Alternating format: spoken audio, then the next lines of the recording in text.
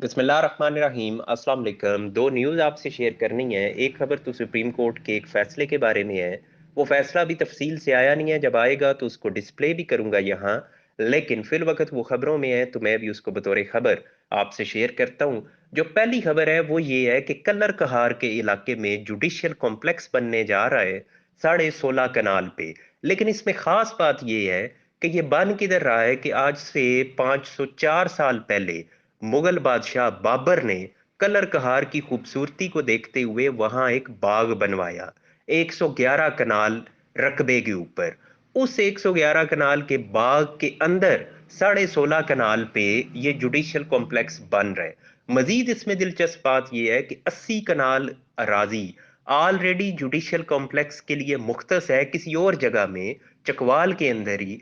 उसको छोड़ दिया गया है और यहाँ इस बाग के अंदर 16.5 कनाल पे ये तामीरात होने जा रही हैं। मजीद इसमें यह है कि जो 111 कनाल का बाग था ओरिजिनली, उस पे ऑलरेडी लोगों ने कब्जे करते करते सिर्फ 68 कनाल बाकी रह गया है और रिमेनिंग पे कब्जा हो चुका है।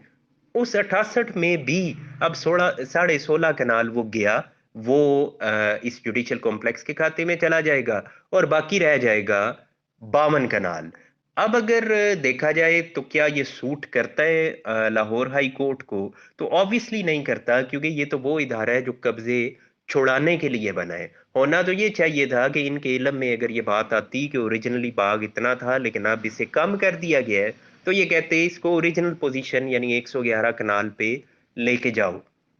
लेकिन डॉन न्यूज इसको इस अंदाज से लिख रहा है कि 1519 में यानी 504 साल पहले बादशाह बाबर को ये एरिया पसंद आ गया तो उन्होंने कहा कि इधर बाग बनवा दो।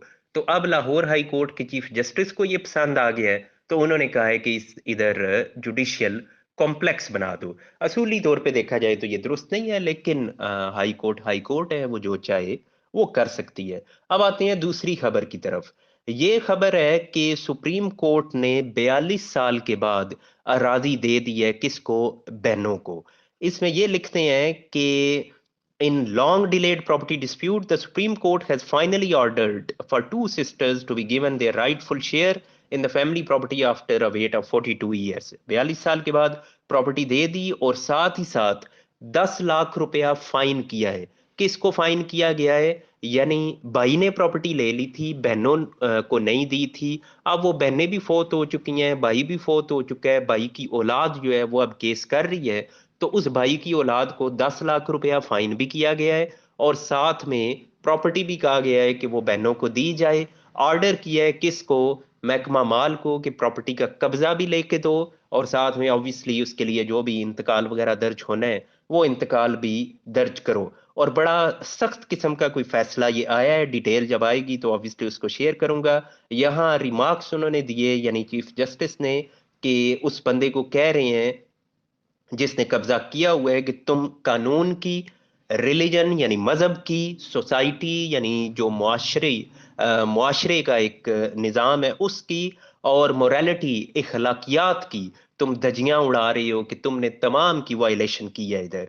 आगे ये आता है कि when the petitioners legal council pleaded for reconsideration, यानी जो वकील थे उसके जिसने कब्जा किया हुआ है, उसे उन्होंने जब कहा कि जनाब थोड़ी इसमें शफकत करें, मेरा ख्याल है वो 10 लाख जुर्माने पे ही उन्होंने कहा होगा, तो सीजेपी यानी चीफ जस्टिस जो है उन्होंने आगे से कहा कि एब्सोल्युटली नॉट, कि ऐसा नहीं किया जाएगा।